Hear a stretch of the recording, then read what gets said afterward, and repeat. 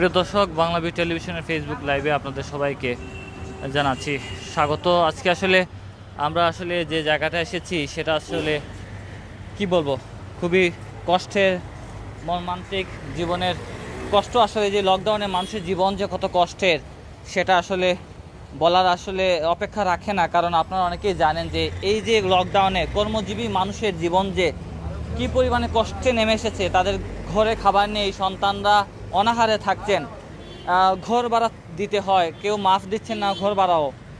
এই অবস্থায় তারা রাস্তায় নেমে এসেছেন। আসলে যারা দিন মজুর, যারা দিন আনেন দিন খান, তারা কিন্তু অবশেষে সন্ধ্যায় কিন্তু ঘরে যে তাদের বাচ্চারা থাকে তারা কিন্তু খাবারের আশা বসে থাকেন। সেই খাবারের আশা আসলে তাদের পেটের খিদা মেটাতে হলে তাদেরকে রাস্তায় নামতে হয়। আমি এই যারা আসলে পেটের টানে রাস্তায় এসেছেন, রাস্তায় নেমেছেন, তাদের কয়েকজনের সাথে কথা বলতে চাই। আসলে তাদের জীবন কেমন চলছে? খালা, আপনি তো দিনমজুর কাজ করেন। আসলে আপনার এই মুহূর্তে যে লকডাউন চলতেছে, আপনার সংসারের অবস্থা কি? আপনি কেমন আছেন একটু বলুন। আমি খুব একটা অসুবিধা আছি, খুব একটা অসুবিধা। আমার 4টে 5টে মেয়ে নিয়ে আমার স্বামী মরাতে অনেক কষ্টত আছি। এখন কি অবস্থা? মন কিতা অবস্থা, আমার তো কাজ করতে হলে খাইতে পারি নাহলে তো উপাস, বাচ্চা আছে নিয়ে উপাস। এখন তো মনে করেন একটা তৈ তরকারি কিনতে পারি না, চাল কিনতে পারি না, অনেক কষ্ট দিন দুদিনই যায়। এটা আর বলার মতো না। এর মধ্যে ঘর ভাড়া টেহার লাগিয়ে মালিকের চাপ দিছে, ঘর ভাড়া লাগিয়ে অকমানি বেজ্জত করে। আর কি করবো, ও তো রাস্তায় বসে রয়েছি, ও বেলা বাজে 12টা 1টা, ওখান তো আমাদের খাজার আসে বই আসি। কয়দিন থেকে আপনাদের কাম নাই? আমার কাম নাই দিয়ে মনে করেন 2 সপ্তাহ ধরে আমার ফুলা মেয়ে অনেক কষ্টই আমি চলতেছি। মেয়রের কাছে কইছি, মেয়রেও দেন। তো কি করবো, কমিশনের কাছে আরেকটি কাঠ নিয়ে কয়েকবার গেছি, দেয় নাই। তা আমরা কি করবো? মানে সরকারের কাছে বা সমাজের যারা বিত্তমান আছেন তাদের কাছে আপনারা কি আশা করেন, কি সাহায্য আশা করেন? পাইনি তো, কিচ্ছু পাইছি না তো। মেয়রের কাছে গেছি, মেয়রের কাছে পাই নাই, কে আর কাছে কিচ্ছু পাইনি। ও না দেখতে কইছি, ও কোন জায়গাত বিলে সিয়ানা পাটি আছে, ফোন দিতাম, ফোন দিলে বিলে দে, ওগুলো ফোন দিবে লাগে। আজকে বই আর আচ্ছা খালা, আপনি বলেন আসলে আপনার কি অবস্থা, আপনি কেমন আছেন, আপনার সংসার কেমন চলতেছে? হ্যাঁ, আমার স্বামী নাই, আজকে 11 বছর বড় একটা ইয়ের মাঝে আছে, করোনার মাঝে, ভাত নাই, পানি নাই, গরমের মাঝে রাস্তা বসে রয়েছে। একজন লোকজনের জিগানে বলা কাজের মাঝে কাজও নাই। কিভাবে খালা খাওয়ান, কিভাবে চলা, কিভাবে ফিরা? আপনারা তো তোর সাহায্য করে বড় একটা সুবিধা পাই। বাই নাই, বান্ধব নাই বলে একজন মহিলার একজন সাহায্য করবো, আপনারা ছাড়া কে আছে সাহায্য করবার? সরকারের কাছে বা সমাজে যারা বিত্তমান হৃদয়বান মানুষ তাদের কাছে আপনার দাবি কি একটু যদি বলেন? হ্যাঁ, কমিশনার দ্বারা গেছি, তারা দ্বারার মাঝে গেছি, কেউ কোনো সাহায্য করে না। সাহায্য করলে তো মোটামুটি ভালো হইল না। বাচ্চা কাচ্চা 2টা বাচ্চা, স্বামী নাই, ওনা খাওয়ানো বড় একটা অসুবিধা আছে। আজকে ভাত রাঁধছি না, কালকে কোনো ভাত পানি দিয়ে ইয়ের মাঝে উঠছে না টিসকাইতে ভাই আইসি মদিন আমার কাজ পাইছি না আজকে। আচ্ছা, আমরা আরেকজন চাচার সাথে কথা বলি। আসলে এই চাচা আসলে কি অবস্থা আছে চাচার? আপনার জীবন কি, আপনি যে আজকে আসছেন কাজের রাস্তায় নেমেছেন, আসলে কাজ পেয়েছেন কিনা এবং কি অবস্থা, কতদিন থেকে আপনাদের কাজ নাই, কেমন চলছে? 2 সপ্তাহ ধরে কাম নাই। আমরা এই অবস্থায় আই যাই আসা যাওয়া করি। আমরা টুকরি লইয়া আমরা ঘুরিয়া যাই, আমরা কোনো কাম নাই।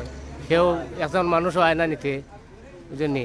আমরা বাচ্চা কাচ্চা লইয়া খুব কষ্টের মাঝে আছি, খুব একটা অসুখ আছে, খুব অসুবিধা আছি। অসুখ ছাড়া কোনো রাস্তায় বসে রয়েছি। মেয়রের দ্বারা গেলে কয় বড়জনও না দিলে তো মেয়রে দিব করতে না, ওইরকম করে কথাবার্তা বলে। আচ্ছা, আমরা আরেকজন মুরব্বী চাচা আছেন, আসলে তিনি এখানে আছেন। চাচা, কি অবস্থা আপনাদের? তো কাজের জন্য মাথায় রাস্তায় এসেছেন, কাজ পাচ্ছেন কিনা, কতদিন থেকে আপনাদের কাজ নাই? প্রায় 14 দিন ধরে খুব অশান্তির মাঝে আছি আমরা। এই আসা যাওয়া করি, লকডাউন করি, কোনো খামও পাই না, কিছু মিলে না। ঘর ভাড়া লই আসে 2 মাস 3 মাসের আটকাই, কি করে চলতাম? ফ্যামিলির মাঝে আছি বর্তমানে 8 জন মানুষ, মানে কি করে একজনের রুজি করে চালাইব? খুব এইভাবে অশান্তিকর সবই আছে, যত লেবার আছে। তলে বাবা খুব অশান্তিতে আছি। এই মনে করেন চেয়ারম্যানের কাছে আয় এই সেই, আমরা কোনো কিছু পাই না। এটা তারার লাইনের মাঝে যারা মানুষ আছে তারা পায়, আমরা পাই না। না, এটা আমরা পাইছি না। এটা তারা আউলাই দেয় এটা আমরা দেয় না। বিভিন্ন দেশের মানুষ আইছে, এরা খুব উপাস অশান্তি খুব ভোগ করতেছে, নিজে কষ্ট আছি চাচা। এখানে আজকে খাইছি নেবার অনেক খাই গেলে ঘুরতাছি, এই বাসার যায় সেই বাসার যায়, খাস তো মিলে না, খালিও নাই করো, এই অবস্থা চলছে চাচা। আমরা শুনছিলাম একজন মুরব্বী চাচার কথা, আসলে তার ঘরে কিন্তু খাবার নেই, তারপর রাস্তায় বসে আছেন খাবারের আশায়। যদি কেউ সাহায্য করেন বা কেউ সাহায্য করেন, যদি কেউ কাজে নিয়ে যান, তারা কাজ করেও খেতে চান।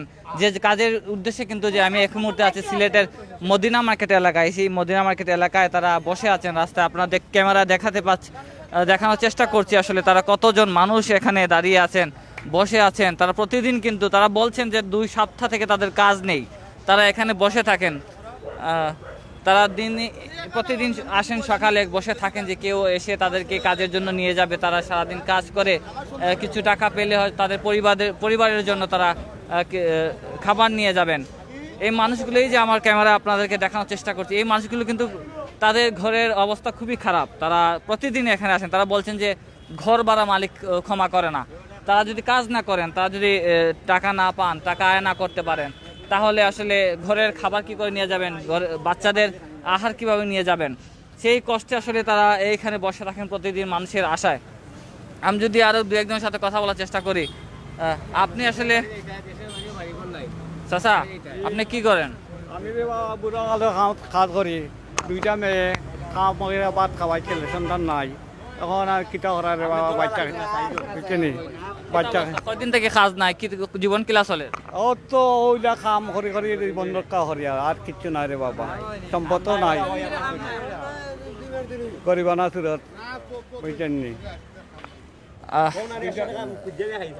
কালকে 100 টাকা আওলাদ করে নিয়ে খাইছি একজনের কাছ থেকে।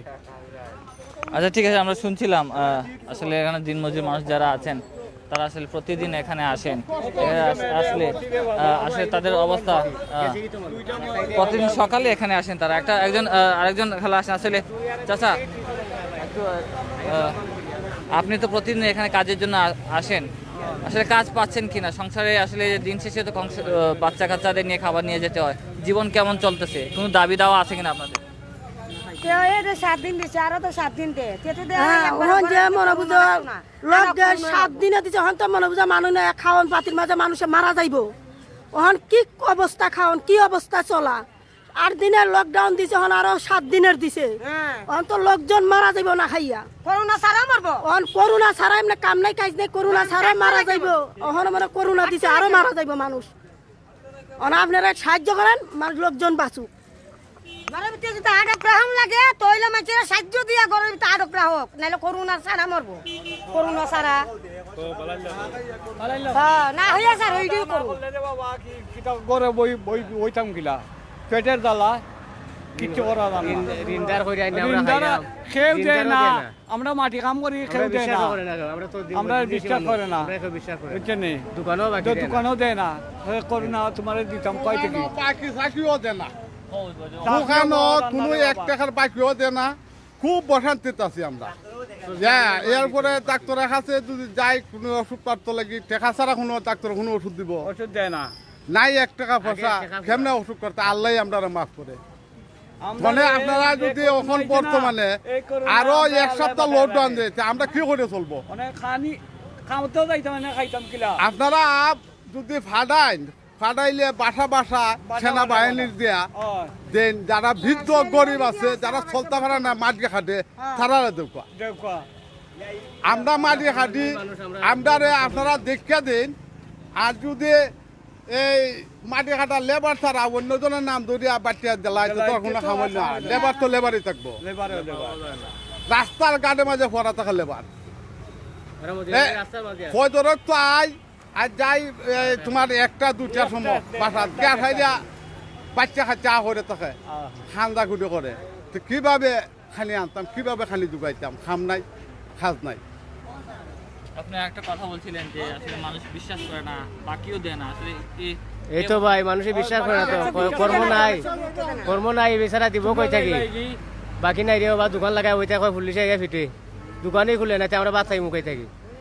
বাকি দেয় না তো, আমরা বাকি দেয় না। বাকি দেন আরে বাবা এবারে ঋণে লাগি গেলা ঋণও দেয় না ও না না এবারে ঋণ দিলে অনেক কাম কাজ নাই কিছু নাই কয় দিব? ঋণ দেওয়া করবো নি খাইবে কই লাভ থেকে, দিব দিব কই কই থেকে থেকে? খাইব কই থেকে বুঝেননি প্রিয় দর্শক আপনারা শুনছিলেন যে এই যে আমি আছি এখানে মদিনা মার্কেট এলাকায়, এখানে আসলে যারা দিনমজুর আছেন মাটি কেটে আসলে তারা এই আহার জোগাড় করেন, তাদের অবস্থা কি তারা নিজের মুখে বলছিলেন যে আসলে তাদের অবস্থা খুবই খারাপ। তারা এখন সরকারের কাছে এবং সমাজের যত বৃত্তবান মানুষ আছেন, হৃদয়বান মানুষ আছেন, শুধু সরকার নয়, এখানে আসলে আমরা যদি যারা বৃত্তবান মানুষ আছেন, হৃদয়বান মানুষ আছেন, তাদের আশপাশের অসহায় মানুষদের যদি সাহায্য করেন, তাহলে এই যে সংকট আসলে তারা বারবারই বলছেন, সারা প্রতিদিন তারা ফজরের সময় আসেন এবং দুপুরবেলা এখান থেকে যান, আসে তো তারা কোনো কাজ পান না, তাদের সন্তানরা বাসায় পড়ে থাকে, তাদের খাবারের জন্য কান্নাকাটি করে, ঘর ভাড়া দিতে হয়, ঘর ভাড়া মাফ নেই, এমনকি তার দোকানে যদি বাকির জন্য যান সেই দোকানদার কিন্তু বাকি দিচ্ছে না, যেহেতু তাদের কর্ম নেই, কাজ নেই, তারা বাকি পরিশোধ করবেন কিভাবে, এই একটা প্রশ্ন উঠে, যার কারণে আসলে তারা এই যে অসহায়ত্ব, এই যে কষ্টের জীবন, লকডাউনে কাজকর্মহীন হয়ে রাস্তায় পড়ে থাকতে হয়, প্রতিদিন তারা এখানে আসেন, তারা জীবন এতটা কষ্টের, সেই কষ্ট থেকে আসলে তারা উদ্ধার হতে চান এবং উদ্ধার হওয়ার জন্য তারা আশাবাদ করছেন যে সমাজে যত হৃদয়বান মানুষরা আছেন তাদের সাহায্যে এগিয়ে আসবেন। আমরা এর আগে করোনাকালীন সময়ে দেখেছি যে মানুষ কীভাবে মানুষের সাহায্যে এগিয়ে এসেছে। আমরা আশা করব এই যে মানুষগুলো আছেন যারা কাজকর্ম নেই এই লকডাউনে, তাদের সাহায্যে তারা এগিয়ে আসবেন। আমি সাকিব আহমেদ মিঠু, সিলেটের মদিনা মার্কেট থেকে আসলে এই কর্মজীবী মানুষের জীবন কথা জানাচ্ছিলাম। আবারও আপনাদের সাথে নতুন কোন তথ্য নিয়ে হাজির হব। ততক্ষণ আপনারা ভালো থাকুন, নিরাপদে থাকুন, অসহায় মানুষের সাহায্যে এগিয়ে আসুন।